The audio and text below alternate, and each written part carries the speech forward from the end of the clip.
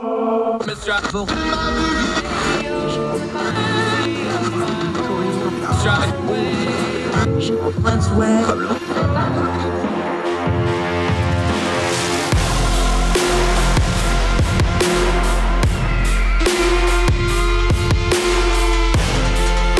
host, Andrew Donaldson. This is Heard Tell.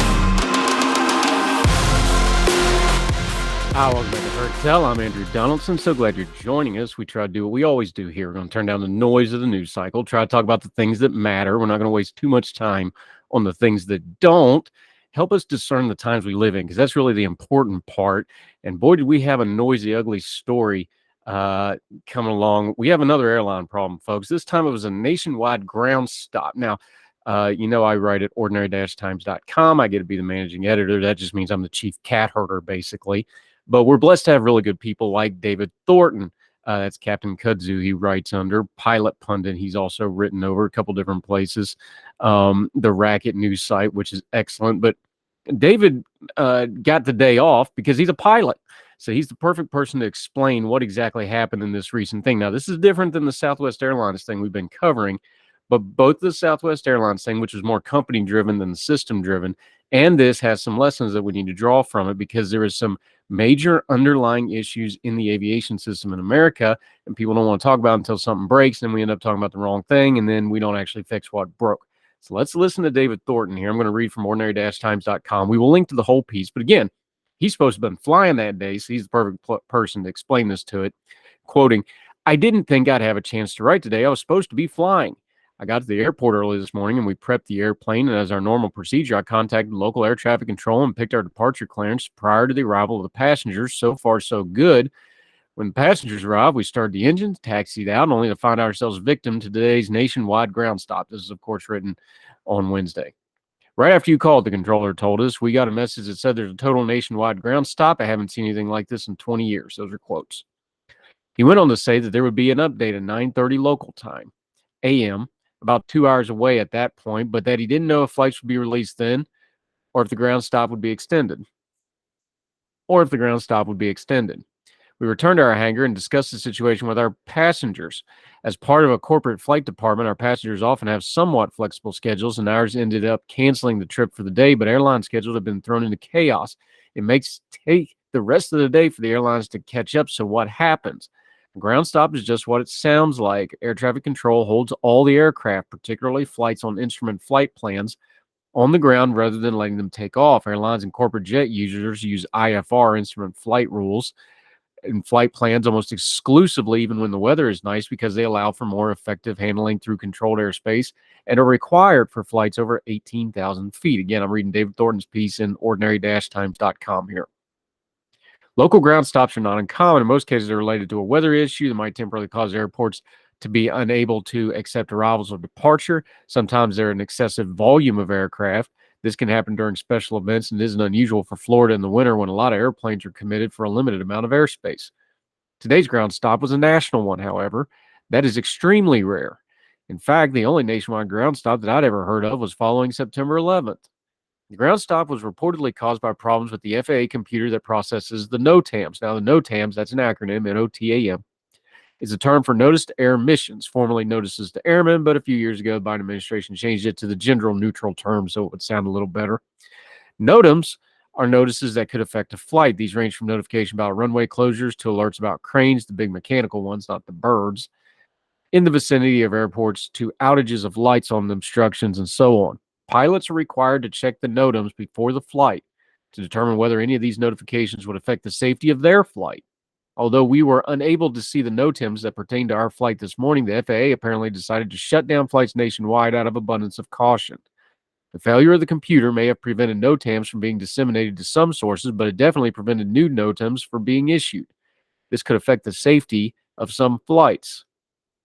Although there was some speculation that the outage might have been due to hackers, the White House said there's no evidence of a problem was related to cyber attack. It's more likely the problem is a result of the antiquated computer systems or a software bug.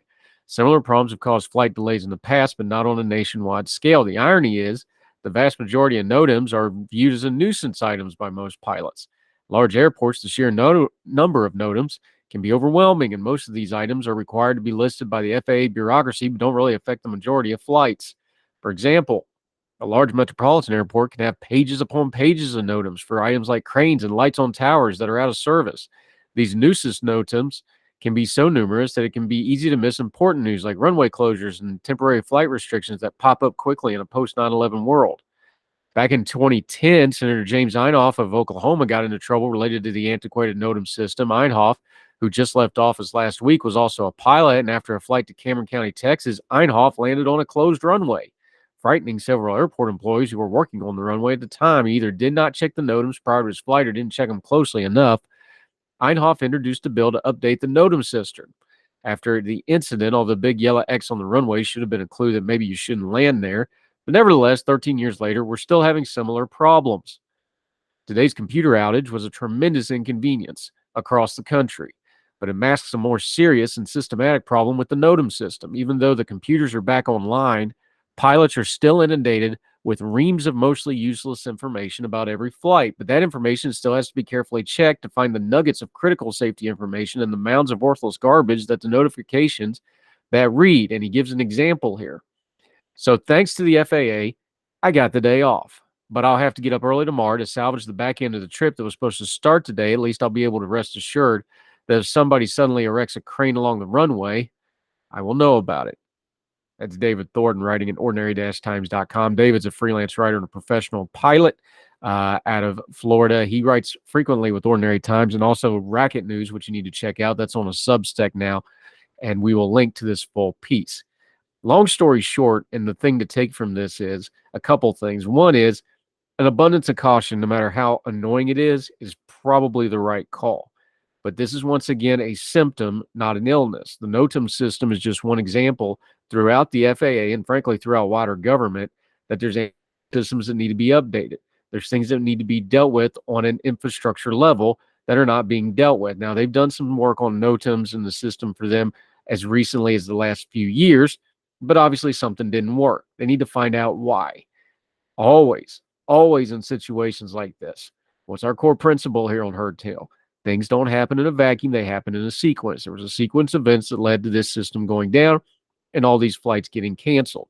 You need to look at the full thing, not just buzzwords from the White House or the transportation secretary or the airline companies. They need to actually fix the problems. We should pay attention to them, not just when they pop up in the headlines. More Herd Tale right after this.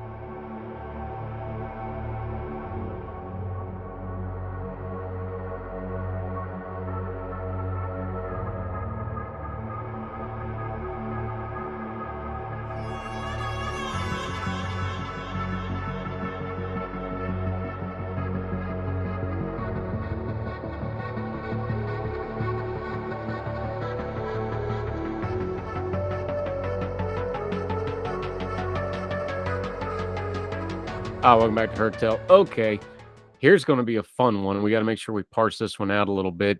NBC News. This is reported elsewhere. We're just going to use the NBC report. Aides to President Joe Biden have discovered at least one additional batch of classified documents in a location separate from the Washington office he used after leaving the Obama administration, according to a person familiar with the matter. Since November, after the discovery of the documents with classified markings in his former office, Biden aides have been searching for additional classified materials that may be in other locations he used, said the source who spoke on the condition of anonymity to provide details about the ongoing inquiry. The White House did not return a request for comment. Justice Department also had no comment. The initial discovery of classified documents in an office used by Biden after his vice presidency was first reported on Monday by CBS News. The classification level, number, and precise location of the additional documents was not immediately clear. It was also not immediately clear when the additional documents were discovered and if the search for any other classified materials Biden may have from the Obama administration is complete. Biden aides have been shifting through the documents stored at locations beyond his former Washington office to determine if there are any other classified documents that may need to be turned over to the National Archives and reviewed by the Justice Department, the person familiar with the matter said. The search was described as extensive with the goals of getting a full accounting of all classified documents that may have inadvertently been packed in boxes when Biden cleared out of the vice president's office in 2017. The The White House on Monday issued a statement confirming that a, quote, small number of documents with classified markings that appeared to be from the Obama administration had been found at a Washington think tank tied to Biden on November the 2nd. That's before the election, for those of you scoring from home. Funny it wasn't reported yet.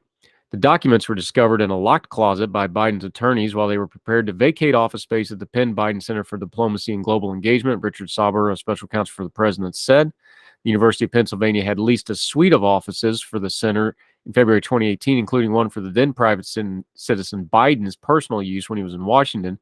Biden told reporters he was, quote, surprised by the discovery, of course he was, and that he didn't know what was in the documents. The chair and vice chair of the Senate Intelligence Committee have written the director of national intelligence, Avril Haines, asking for access to the classified documents, a damage assessment, and a briefing on both the Biden and Trump documents, 3 congressional staffers said.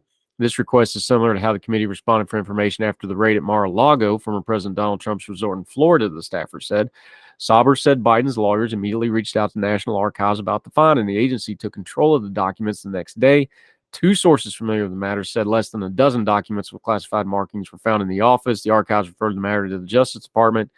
U.S. Attorney General Merrick Garland has asked John R. Losh, I hope I'm saying that right, U.S. Attorney for the Northern District of Illinois, and a holdover Trump appointee to review the classified material. Ended up in the closet, according to familiar matter, told NBC News Monday. We're cooperating fully, Biden said. Trump, of course, possessed over 100 documents with classified markings, despite having been subpoenaed for their return and subject to a federal criminal investigation by the Justice Department. Trump has repeatedly mocked Biden over the finding of his Truth Social account while suggesting he'd been unfairly targeted by federal investigators, despite the very different fact sets between the Biden's case. A giant scam, former President Trump wrote. Okay, here's the thing. This should be an easy story for us to parse out. Why should it be easy? Remember, I said should. Now, we don't live in should world. We live in real world. But in should world, these stories have a very similar base alloy. Something that was not supposed to happen happened. Find out what it was, hold people accountable, and move along. Now, that's should world. Now, here in real world, what happens is, well, Trump did it, and now Biden did it. So now we're going to compare and contrast the two and argue who's worse and blah, blah, blah, blah, blah. No, they're just both wrong. Handling classified documents is a well-detailed thing that everybody that handles classified documents has to be trained on, sworn to, and file out documents saying, yes, I know how to handle classified documents. The idea that anybody accidentally keeps classified documents, yes, it does happen, but yes, you need to have accountability for it. Now, you can have an argument about the fact that we overclassify way too much stuff. That's probably true. We could argue about why people leaving office need any documentation whatsoever. We could argue about that too. If you want to talk about the level of bad and wrong between what Trump did and Biden did, you can, but it doesn't really matter. Now, I know that's going to make a lot of people mad, but both are wrong. Part of being a leader, whether you're a vice president, a president, or a former president, or a sitting president, you're in charge of stuff. That means you're in charge of your staff, which means you're responsible for what your staff does with these documents. Obviously, neither one of these men handled these documents. Their staffs did. Do they create a culture where it's responsible and accountable? Now, the Biden folks say they turned this over pretty quickly and followed the rules once it was discovered and searched for more. Yes, the Trump thing's a little different because they had to go down there and physically get them back after spending quite a bit of time trying to get them from the Trump folks. But below all this should be an easy story to cover because you should be able to just go, oh, what Biden did was wrong. We need to find out what happened and hold the people accountable. And what Trump did was wrong. We should hold people accountable. But again, that's should world. We don't live in should world. We can try to. Maybe this is a good time to review how you handled the Trump situation. These aren't the first, classified document scandal either, by the way. You can go back many different presidents. Don't even get me started on the Clinton administration. This is going to happen again in the future. We should pay attention to it, and we should just be able to call it as we see it when it happens, without the whataboutism. Yes, there's differences. Things that are different are not the same, but there's still both things that need to be dealt with. And if you dealt with the last situation well, you should be able to deal with this situation fairly, and you'll deal with the next situation fairly. If you start just doing, well, the other guy's worse, so it's okay, my guy did it, the last situation looks different than this situation, it's going to screw your perception on the next situation. And then you're truly lost at sea without any mooring. So let's keep our bearings, folks. Yes, it's wrong. Yes, Biden needs to clean it up. Yes, he needs to answer for it. Yes, I would like to know why it happened before the election and nobody found out about it. That's a neat little trick. But let's not lose our bearing over it either. President Trump needs to be accountable. President Biden needs to be accountable. If President Obama finds out that he did something he shouldn't have done, he should be accountable. President Bush, President Carter, whoever else, whoever's going to be president next, we should have a line of consistency on how we deal with these things. No time like the present to start. More Heard Tell right after this.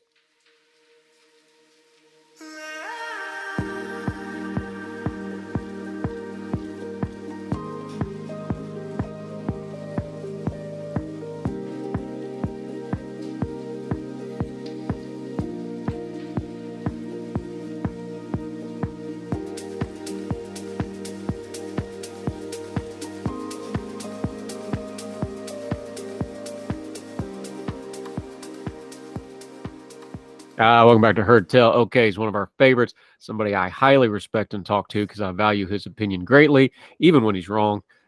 Dennis Saunders is back on the program, Ordinary Times contributor, writer, also a pastor up in the Minneapolis-St. Paul area, the Twin Cities. You can tell that from the vest and the heavy shirt he's wearing because I hear it's mighty cold up there this time of year, my friend. Yeah, it is cold, and we are just about a week ago got about 15 inches here in the Twin Cities, so got a lot of snow, so it's break out the vest.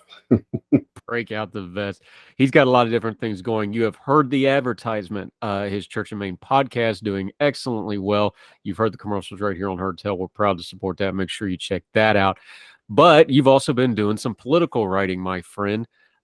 This is not a new theme for you in the couple of years I've known you. The GOP.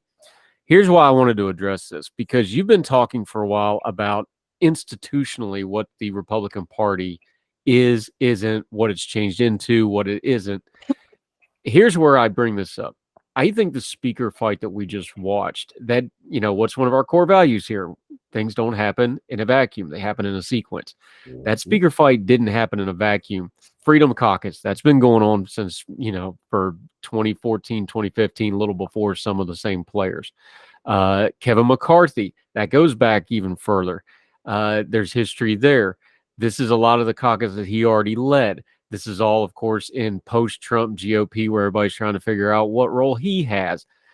This is a party, when you talk about, and I'm going to link to some of your writing both in Medium and other places about this, when you're talking about institutionally what the Republican Party is, do we know? Well, I think what it is that it's not an institution, or at least it's not anymore. And I would argue it probably hasn't been for about a decade or so. It is, an institution, especially a political party, is a party that is a group of people that can kind of have some type of boundaries and rules and do things like raising money or trying to kind of work out between people who disagree. And the Republican Party doesn't do any of that. And so what we saw with, 15 rounds to get Kevin McCarthy as speaker is that you don't really have a political party or you don't really have an institution. And in some ways, not even a political party. What you have are a lot of different people and lots of different personalities. And when you kind of have that, basically what you have is mob rule. You don't really have any type of order at all. Yeah, Dennis Saunders joining us. Let's go through some of this history because you and I are of the age that in our adult lifetimes we've watched. Let's go from Gingrich because that's when this thing kind of started really changing. Of course, the contract with America, the GOP gets its first House Majority Leader in a generation. Big doings, right? Well, I remember this because this was, right when I started voting for the first time. We went through Livingston. We went through Gingrich. They both had to resign for untoward things. We'll leave it at that. You kids can go Google those things in your own time. But luckily, the Republican Party was saved by Dennis Hassert. Oh, yeah. Who then, did prison time for abusing children. Then we get to 2015. They depose Bonner with a motion to vacate the chair. That's why that was such a big deal. And Kevin McCarthy really, really wanted it, but he got kneecapped by a couple people, Walter Jones, rest in peace, and some other with a anonymous letter with some allegations. Again, I'm not going to go into it. Y'all go Google it, read your own history. So McCarthy didn't get the brass ring there. They went and offered the store to somebody from up your neck of the woods to come in and save the day. This isn't something that just keeps happening. This is a pattern. The House leaders in the GOP cannot keep control of this caucus. That's more than one factor. It's not just the Freedom Caucus. It's not just Trump. This has been going on for, years now. Why? Yes. I think because little by little, both parties, little by little, have put more and more power in things like primaries that basically get the most kind of reactionary or radical people to vote. And of course, they're going to vote in the most reactionary or radical people. But it's happening asymmetrically because I think the Democrats at least have some sense of control over their people. A lot has been said about the squad, and being from the Twin Cities, I am represented by one of the squad. They have caused a lot of headache, but I think especially Pelosi was able to put some constraints on them, and they weren't able to wreak as much havoc as could have been expected. But I think there has been a lot more institutional rot in the GOP, less of a there has been basically no controls anymore. So when you have someone like Kevin McCarthy, he basically ends up powerless. He has to give as many concessions as possible in order to get people to vote for him, or even just to vote present. And so in the end, he does not have any sense of power. But that has been something that has been going on for years because the institution in many ways has been just whittled away. There isn't anything anymore that keeps people in line.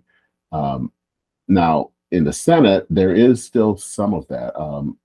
Mitch McConnell still has some control over his people. And you can see that things get done in the Senate among his caucus that I'm pretty sure is not going to happen with McCarthy. And, we can't even really say how long McCarthy is going to remain in power because he could easily be deposed a month from now or even a week from now.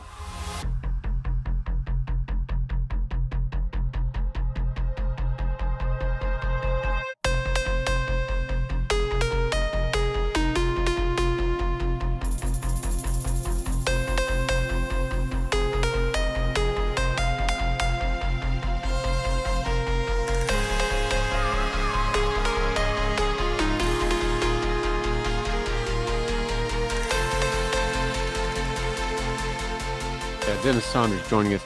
This is part of institutional political party too, though. The rules package. I know people don't want to talk about it. The motion to vacate the chair has been something that's been talked to. We just talked about it.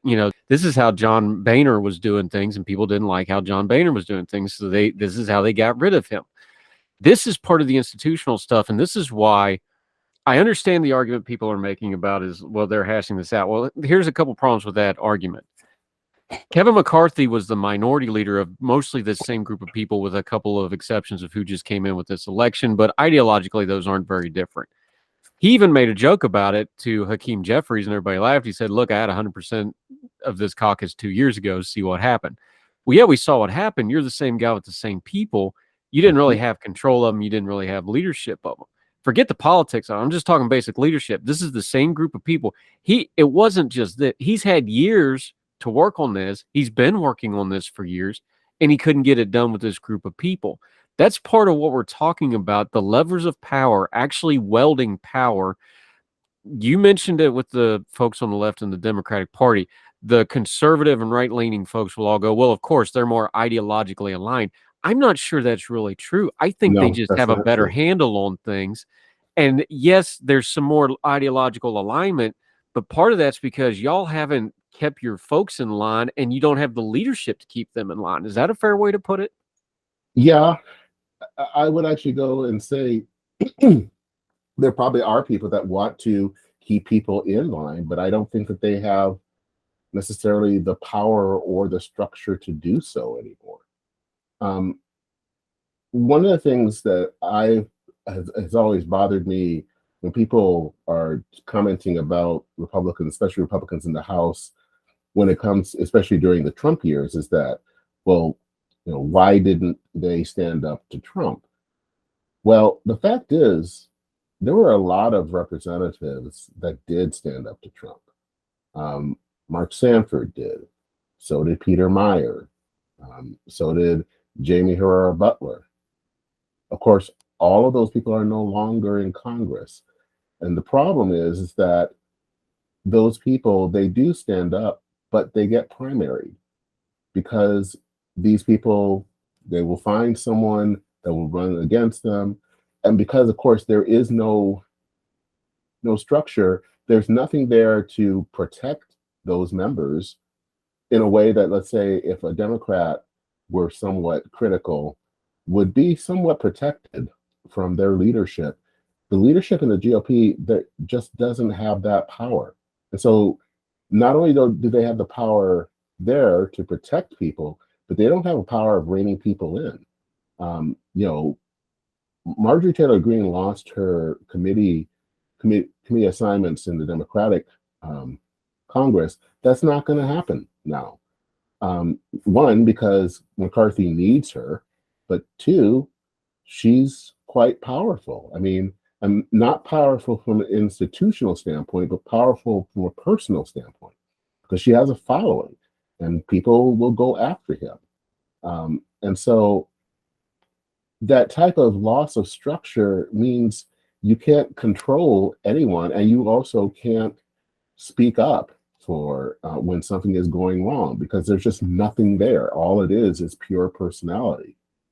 Yeah, Dennis Saunders joining us. Let's talk about that for a second when it comes to the Republican Party. And the Democrats have this too. So y'all want to say, well, what I understand that. We're just not talking about them right now. We can talk about them some other time. Mm-hmm. Congress, you always have a couple cranks because there's always these little pockets of the country where you just get a wackadoo that's in Congress for 40 years. It's always been that way. You can go back to the first Congress. You can go back to the 1800s, the 1900s, whatever. There's always been these folks on here. The problem now is with nationalization. Now, when you get a Matt Gaetz or you get a Lauren Boebert, they're fundraising off whatever's going on camera in Mm-hmm. real time.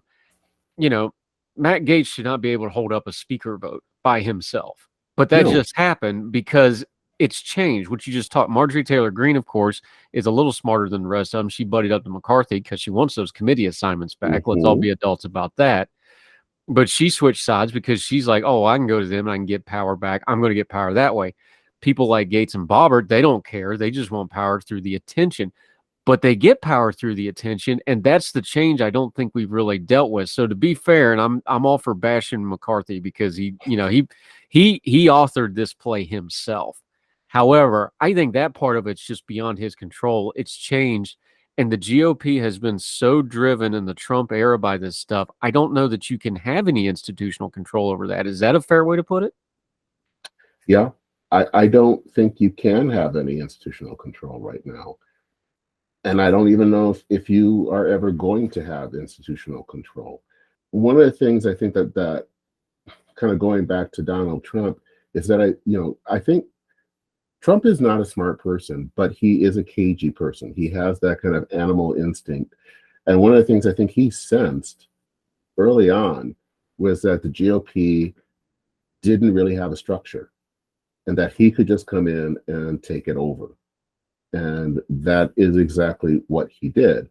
And so, and also now you have a whole bunch of kind of little Trumps that are coming in doing the same thing. They know that there is no structure. They know that they won't be punished for acting like a jackass on national television, because they will be actually probably be rewarded. So as long as there's not anything there, they can do what they want. And the thing about institutions, I think they are pretty easy to knock down. And I think this is within the GOP has been the structure has been knocked down over years, but it takes a heck of a long time to rebuild institutional structure. And so I don't see us rebuilding a structure within the GOP within the next 5 years or so. I mean, you can start, but it's going to take a long time. And in the meantime, you're going to have people like Lauren Boebert and Matt Gaetz just kind of taking a wrecking ball to the American political system. Yeah, Dennis Saunders joining it. Look, the easy thing to go is just sit back and go, not my circus, not my monkeys. I'm not cleaning this mess up. Look, you can chisel unaffiliated voter on my voter card. It's not changing anytime soon. It's been that way for a while. Mm-hmm.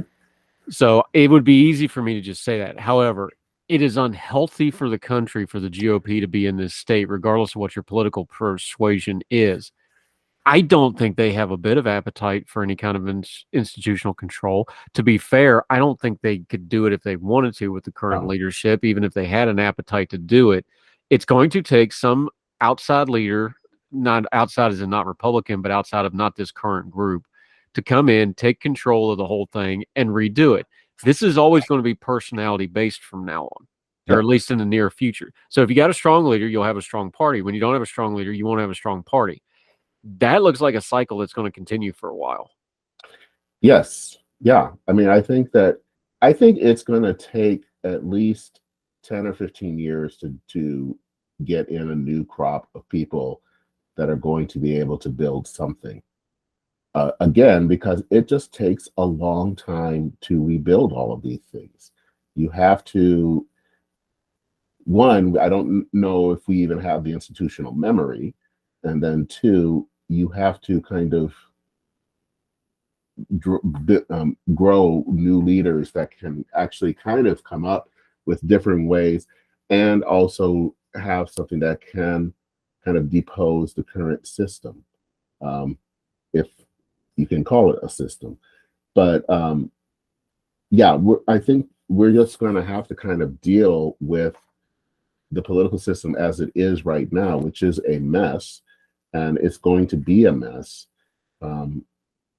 again, because in some ways, I think the GOP hasn't spent the time trying to preserve parts of the system, with very few examples. The only example of someone that I think is trying to preserve some sort of a sense of order in the system, again, is Mitch McConnell. But other than that, there is nothing left, and you're just going to have to rebuild. And rebuilding anything takes time. And in the meantime, it's just going to be sheer hell.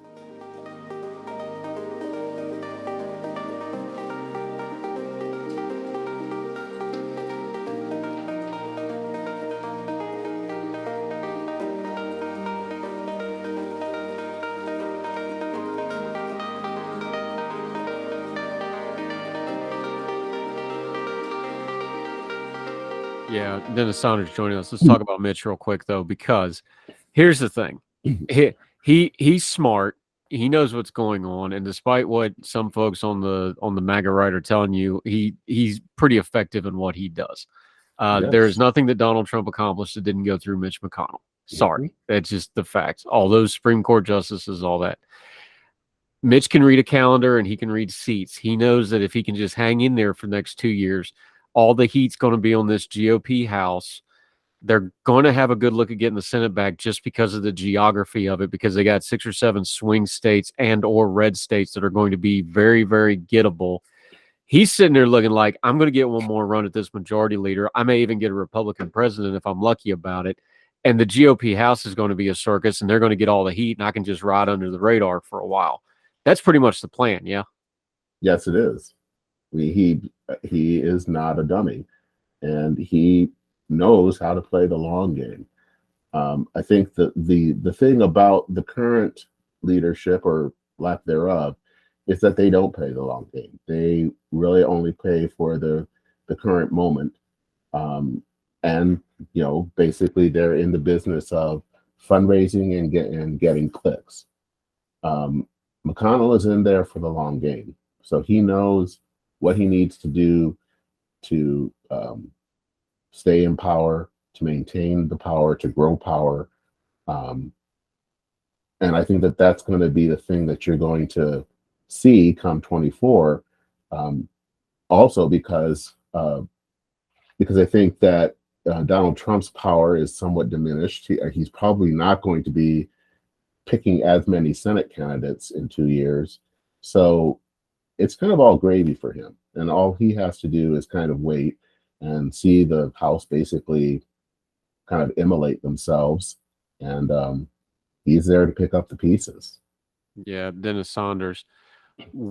I hate to project because we're always wrong when we project, but I'm just looking at the calendar here. We have the debt limit coming up in August. We already know that that's a non-starter for the same people that just, McCarthy just had to give the House away. We're going to have some kind of a budget and or continuing resolution in October right after that. McCarthy doesn't get out of this year intact, does he? I don't even know if he gets out of this year as Speaker. I mean, I just don't. I think they're going to find some way of excuse of trying to get rid of him. And so I just don't see that he's going to last there very long. I think, it was a victory for him on Friday, but I think it's going to be a Pyrrhic victory. And I think those same people are going to find some way of getting him out and stabbing him in the back. Yeah, probably. Dennis Saunders. I'll leave it at this with you, though, because I'll ask you, because, again, it's easy for me to just sit back and lob bombs at it. But to be fair, what's the hope if you're a Republican Party person who wants the party to be okay and to have less chaos? Because you're going to have some chaos here. Is it a presidential candidate that comes in and reins all this in? Is it the next ideological guy? Is it some kind of change? Is it, well, maybe this GOP House is so chaotic, maybe we start changing course? Or do you have no hope? Where are you at on all this? I'm kind of all over the place. I think there is some hope at the state level. We saw what happened in Georgia in November, that it was kind of the non-Trumpy candidates that were the ones that won. And that happened in other states as well. I think, seeing people like, even though they have now are leaving office, but Larry Hogan and Charlie Baker, that's somewhat hopeful. But I think one of the things that is both hopeful and frustrating is that I think the people that I would like to have seen really kind of help to maybe at least start with the rebuilding are people kind of like me that would have been never Trump folk. And I feel like that was a lost opportunity, that we haven't really done that. That we spent more time just kind of lobbing bombs instead of basically saying, okay, we need to kind of build something, even if it's in exile, so that when the time comes, we're ready. And that hasn't been done. I think that for whatever reason, maybe it's just anger at what has happened over the last few years, but we haven't spent that time really trying to build the structure, trying to find candidates that can be a better alternative. And so that's kind of a lost hope there. So I think that the picture for me is mixed. I think there's still some hope at the state level that can, I think, make some kind of maintain or at least present a different alternative than what's happening in Washington. But at least at the national level, I won't say there is no hope, but I think it's one of the things where you just have to be patient, and it's going to be a long time, and it's going to be ugly, and it's going to be frustrating. Yeah, well, you don't have a long time because we got a presidential election cycle underway right now. So good luck to that. We'll see how that all Yay! shakes out. Dennis Saunders, one of our good friends, talking a little GOP. This time, we'll spend a little time bashing the other side. Next time, just for equal time. But it's good to talk about this instead of some of the other stuff we've had to talk about before, my friend. Let folks know where they can follow you. They can hear your advertisement for your podcast, but you got 3 or 4 different things going on that really touch on some good stuff I think somebody needs to touch on. And I like hearing your opinion on it. Let folks know where they can find you, follow you, what you got going on until we get you back on Heard Tell again. Sure. Well, you can look at my Substack that has my podcast and also my some articles that I write on religious issues, and that is at Church and Main, all one word, .substack.com. You can also go to the website. It's kind of a direct website for the podcast at churchandmain.org. And then also, if you want to read some of the articles that I write, especially on political issues, that is at Dennis Sanders, all one word, .medium.com. And you can find me on Twitter at Denmin. Yep, that's Min with 2 N's, like Minnesota, for those of you from Logan. It's all good stuff. Look, I like talking religion with you. I like talking pop culture with you stuff. Just always appreciate your opinion a great deal, my friend. I find you to be a unique voice, but somebody I respect and listen to on a lot of things. So always appreciate your time. Hope people find your stuff, and love the podcast. Keep doing what you're doing, my friend. All right. Take care. All right, sir. Talk soon.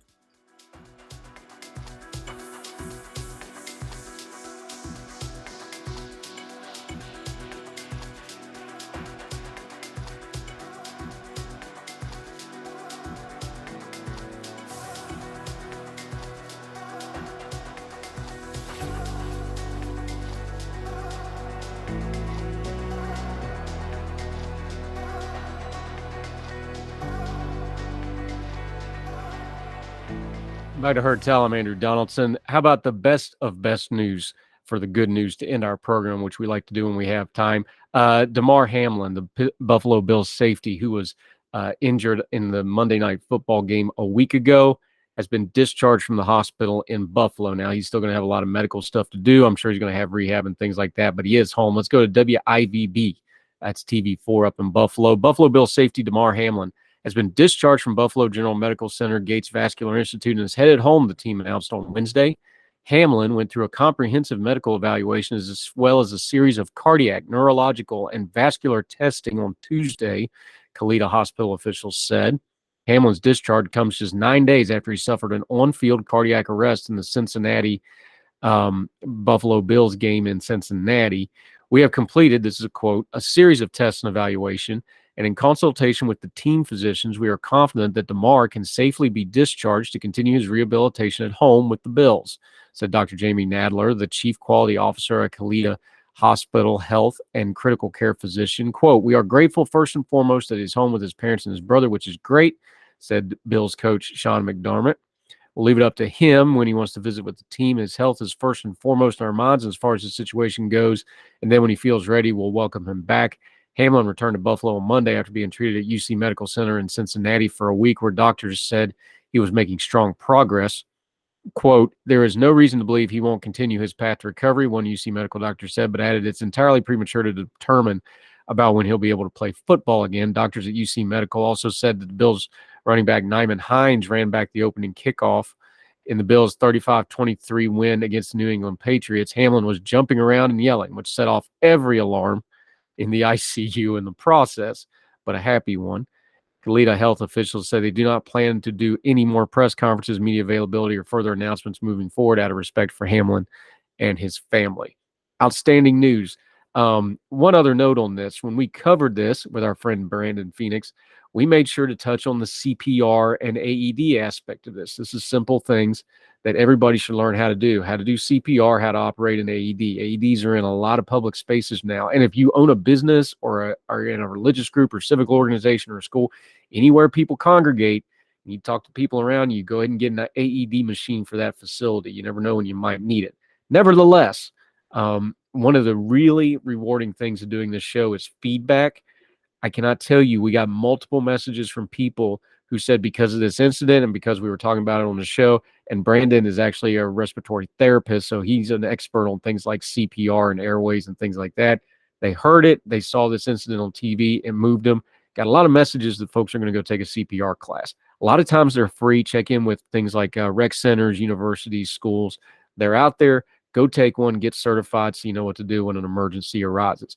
But it is so rewarding that when we talk about something really meaningful like this to get feedback, that people are going to be prepared in the event that they ever get called upon to do it themselves. So thank you all very much for that.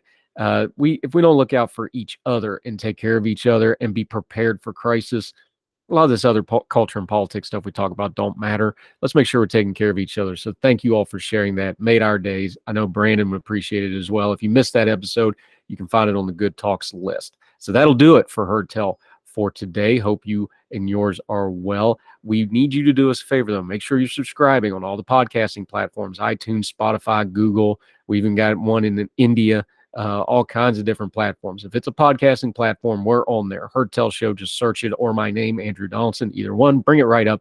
Make sure you're subscribed. That's important for us to keep track of y'all and how you're watching the program so we can make sure we get it to you.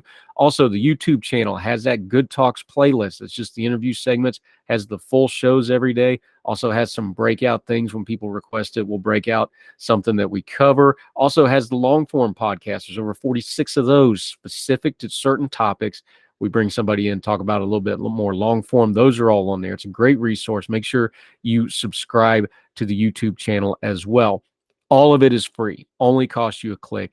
Doesn't cost you anything but a little bit of your time, and we greatly appreciate it. Do us one more favor. Share us on your social media. We don't advertise outside of our own social media accounts, and we know that the growth of this program is because of you. Thank you very much. Keep doing that. If you can share it, all those platforms have share links. If you can put that on your social media, Facebook, Twitter, Instagram, whatever, we would sure appreciate it. Thank you very much. So, till we talk to you again on Heard Tell, wherever you and yours are, across the street or around the world, we hope you are well. We hope you are well fed.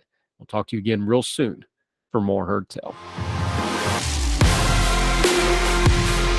All the music on Heard Tell is provided under a Creative Content license from monstercat.com.